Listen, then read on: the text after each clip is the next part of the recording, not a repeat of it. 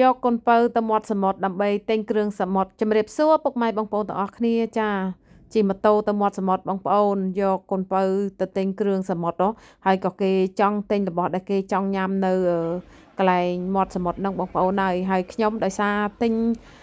ចង់ទៅទិញងាវយកទៅផ្ទះមិត្តភ័ក្តិធ្វើងាវញ៉ាំមកដោយសារខ្ញុំធ្វើលឹកមុនពួកគាត់ចង់ញ៉ាំដែរក៏អញ្ចឹងទៅណាត់គ្នាទៅផ្ទះពួកគាត់ធ្វើអីញ៉ាំអញ្ចឹង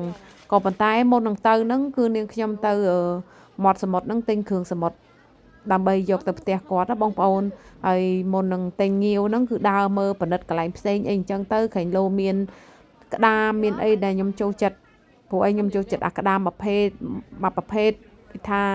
វាឆ្ងាញ់វាអត់សូវធំទេបងប្អូនវាមកល្មមអញ្ចឹងក៏ដើររកមើលក្រែងលោមានអញ្ចឹងតែវាអត់មានទេបងប្អូនខ្ញុំដើររកមើលគ្រប់តូបហើយឃើញតែក្តាម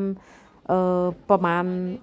នេះព្រោះអីរដូវនឹងវាសម្បូរនិយាយពីថាដើរក៏ឃើញតកែ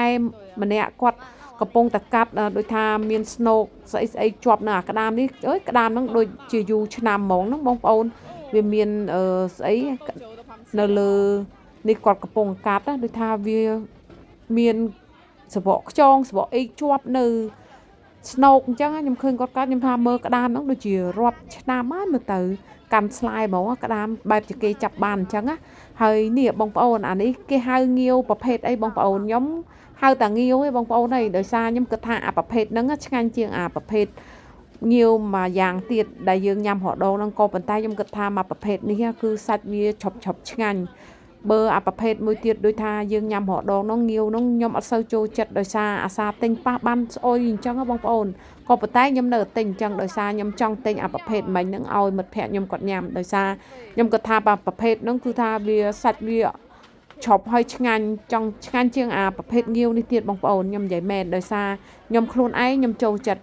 ហើយបើខ្ញុំសាមុនខ្ញុំទិញអាងាវនេះបងប្អូនហើយខ្ញុំស្អប់តែទិញទៅប៉ះស្អុយមួយគ្រាប់ពីរគ្រាប់គឺស្អុយមែនតែនអាងាវប្រភេទហ្នឹងហើយខ្ញុំយកចូលចិត្តញ៉ាំអាប្រភេទមិញតែដឹងបងប្អូនខ្មែរយើងគេហៅងាវប៉ុន្តែចំពោះខ្ញុំហៅងាវដែរដោយសារវារូបរាងខុសគ្នាក៏ប៉ុន្តែខាងក្រៅវាមានរោមចាហើយខ្ញុំទៅហ្នឹងគឺថាមនុស្សច្រើនមែនតើបងប្អូននិយាយថាកន្លែងទិញគ្រឿងសមុទ្រចិត្តផ្ទះខ្ញុំហ្នឹងគឺមនុស្សច្រើនណាស់សិតតែអ្នកទេសចរមកពីណាពីណីផងគេមកទិញគ្រឿងសមុទ្រទិញហើយគេយកទៅឲ្យនៅហាងភោជនីយដ្ឋានធ្វើឲ្យញ៉ាំអញ្ចឹងហើយខ្ញុំដើរមកជួបកន្លែងហាងមួយនេះគាត់លក់ត្រីមានត្រីច្រើនប្រភេទមែនតើហើយនិយាយគាត់ប្រកែរៀបមែនតើបងប្អូនគឺថាត្រីតូចត្រីធំគាត់រៀបឡើងលើអញ្ចឹងខ្ញុំឃើញតំណងមែនតើគាត់ទៅណាអ្នកលក់ហើយកន្លែងនេះហ្នឹងហើយអាកន្លែងនេះកូនខ្ញុំមកទិញរបស់ដែលគាត់ចង់ញ៉ាំអញ្ចឹងហើយមានត្រីផាត់មានត្រីអីអញ្ចឹងបងប្អូននិយាយទៅគ្រឿងត្រីផាត់អីអញ្ចឹងគឺថាគ្រួសារខ្ញុំមិនសូវឲ្យញ៉ាំទេបងប្អូនអើយក៏ប៉ុន្តែតល់ហើយកូនចង់ញ៉ាំទិញខ្លះទៅមិនសូវឲ្យគាត់ញ៉ាំច្រើនទេថាយូរឲ្យគាត់ញ៉ាំម្ដងអញ្ចឹងណាបងប្អូនហើយចេះតែដើរទៅមុខទៀតមើលអីអញ្ចឹងទៅដូចថាមានរបស់អីដែលត្រូវទិញអីអញ្ចឹងនិយាយទៅបងប្អូននៅតៃវ៉ាន់គឺសវោណាស់នេះហើយជាពិសេសកន្លែងនេះបងប្អូននេះអាថៃក្រៀមថៃអីអញ្ចឹងគឺគាត់គោលដៅគាត់ចង់មកទិញនេះអាថៃដូចរបៀបយីហឺអីអញ្ចឹងបងប្អូនហើយគេអញ្ចឹងបានថាតាមខ្ញុំដោយសារចង់ទិញរបស់ហ្នឹងគឺតាមខ្ញុំហើយមេឃត្រជាក់ផងខ្យល់ផងជិះម៉ូតូឡើងហៀសបោអស់ហើយបងប្អូនហើយក៏ជូនគាត់មកទិញរបស់គាត់ដែលចង់បានហើយនឹងទិញគ្រឿងសមុទ្រខ្ញុំហើយអីហើយអញ្ចឹងនាំគ្នាជិះម៉ូតូទៅផ្ទះវិញអញ្ចឹងទៅដោយសារថ្ងៃសៅរ៍ថ្ងៃអាទិត្យគឺ